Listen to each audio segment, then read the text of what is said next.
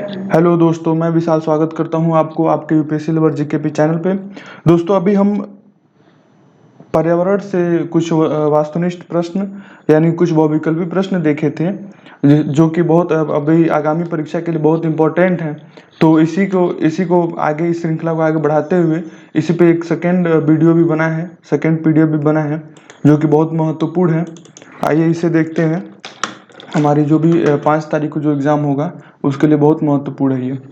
तो क्वेश्चन है, green house प्रभाव के कारण पृथ्वी का तापमान बढ़ता है या घटता है?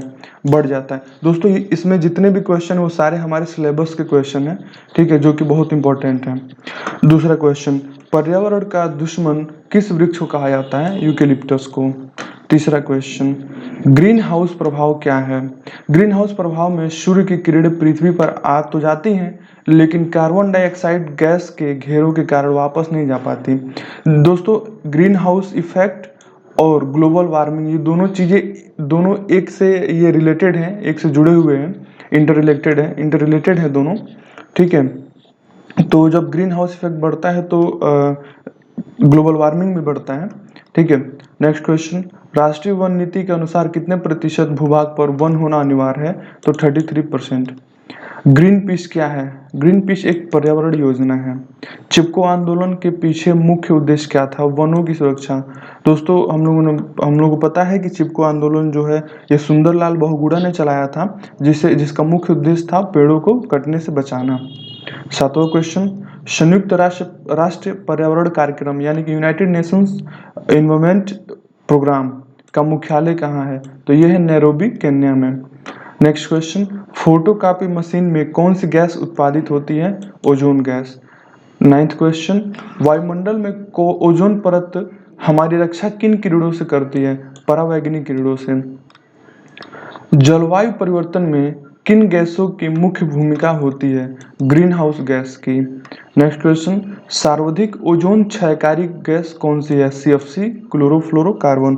दोस्तों, हमें पता है कि जो क्लोरोफ्लोरोकार्बन है ये एसी और फ्रिज से मैक्सिमम ये निकलता है, जो कि हमारे ओजोन लेयर को बहुत ज़्यादा उसका ह्रास करता है, क्षरण करता है। और हमारा अभी तक का जो सबसे बड़ा ओजोन छिद्र देखा गया है वो अंटार्कटिका के ऊपर देखा गया है। और ये दोस्तों, ये बहुत बुरी बात है हमारे लिए और हमारे पर्यावरण के लिए। इस समय देखा जाए तो पर्यावरण जो क्लाइमेट चेंज है ये दुनिया में बहुत, अब करंट से रिलेट करके देखा जाए तो इसका बहुत बड़ा प्रभाव पड़ा है हमारी पृथ्वी पे, जिसके कारण टेम्परेचर हर जगह बढ़ गया है और भूस्खलन हो रहे हैं और लैंडस्लाइड में कुछ जैसे जो बर्फ के जो बड़े बड़े हिमखंड है वो टूट के गिर रहे हैं गर्मी की वजह से। अभी कनाडा का हाल देखा जाए तो कनाडा में अभी तक का वहाँ पे सबसे ज़्यादा गर्मी है, गर्म से लोग मर रहे हैं, जो कि ऐसा पॉसिबल नहीं होना चाहिए, क्लाइमेट चेंज की वजह से हुआ है। तो दोस्तों भाई, आप लोग सबसे निवेदन है कि आप अपने पर्यावरण को बचाएं और उसके लिए कुछ कदम उठाएं। नेक्स्ट क्वेश्चन, क्लोरोफ्लोरोकार्बन किन गैसों का संयुक्त रूप है? क्लोरीन क्लोरीन और कार्बन, सीएफसी। भूतल पर सीएफसी का प्रयोग कहाँ होता है? तो ये अभी जो इसके पहले पढ़े थे कि स्कैनर डिस्पेंसर में, वातानुकूलित मतलब एसी में, रेफ्रिजरेटर फ्रीज में, हेयर स्प्रे है, शेविंग क्रीम है, विविध सौंदर्य प्रसाधन, कई सारे सौंदर्य प्रसाधन जो है जो कि सौंदर्य के लिए लगाए जाते हैं, उसमें भी इनका उससे भी इनका निकलता है, मतलब सीएफसी निकलता है उसमें से भी, या उसमें प्रयोग होता है। ग्रीन हाउस प्रभाव का प्रत्यक्ष परिणाम क्या होगा? ग्लेशियर पिघलने लगेंगे, जैसा कि मैंने पहले बताया। पृथ्वी का टेम्परेचर बढ़ना चालू होगा तो ग्लेशियर पिघलेंगे, जो कि हमारे लिए बहुत नुकसानदायक है। भारत में वृक्षों का आदमी किसे कहा जाता है? आदमी किसे कहा जाता है? तो वो है सुंदरलाल बहुगुणा, जिन्होंने चिपको आंदोलन चलाया था।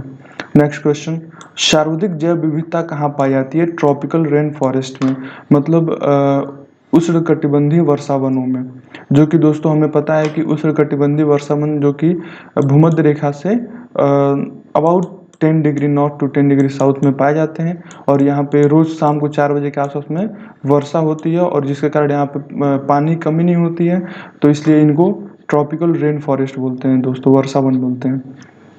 नेक्स्ट क्वेश्चन, पर्यावरण का रक्षा कवच किसे कहा जाता है? ओजोन परत को। रेड डाटा बुक का संबंध किससे है? विलुप्त के संकट से ग्रस्त जीव, मतलब संकट ग्रस्त जीवों के से होता है या विलुप्त जीवों से है?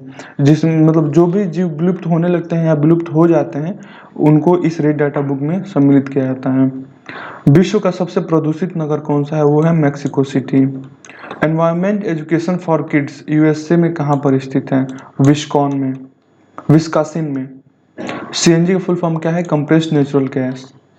ध्वनि प्रदूषण कितने डेसिबल से माना जाता है? 65 डेसिबल से।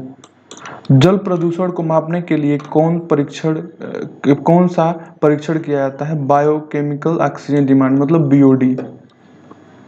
जो बीओडी है ये एक प्रोसेस है जिससे हम जल प्रदूषण को नापते हैं। Biochemical oxygen demand. ताजमहल के पीले पड़ने तथा उसके क्षरण होने का मुख्य कारण क्या है? अम्लीय वर्षा। दोस्तों हम जानते हैं कि जो अम्लीय वर्षा है ये जब भी संगमरमर पे या किसी भी स्थान पर पड़ेगा उस स्थान का जो उसका क्षरण करना धीरे धीरे चालू कर देगा। तो यही कारण है कि जो ताजमहल के ऊपर पीलापन जो पड़ा है वो अम्लीय वर्षा के कारण पड़ा है। 25 देश की पारिस्थितिकी अनुसंधान और प्रशिक्षण केंद्र कहाँ स्थित है? वो है बंगलोर, कर्नाटक में। दोस्तों यहाँ हमारा प्रश्न खत्म होता है और ऐसे ही प्रश्न आपको और भी आगे मिलेंगे जो कि हमारे परीक्षा के लिए बहुत इंपॉर्टेंट होंगे। तो आप उसे देखते रहिएगा और दोस्तों सब्सक्राइब भी कर दीजिए और शेयर भी कर दीजिए और अपने सभी दोस्तों को पहुँचा दीजिए जो कि जिससे सबको लाभ मिले, जिससे सबको अच्छा लगे और वो पढ़ के अच्छा अपने एग्ज़ाम में अच्छा परफॉर्मेंस करें। नमस्कार दोस्तों।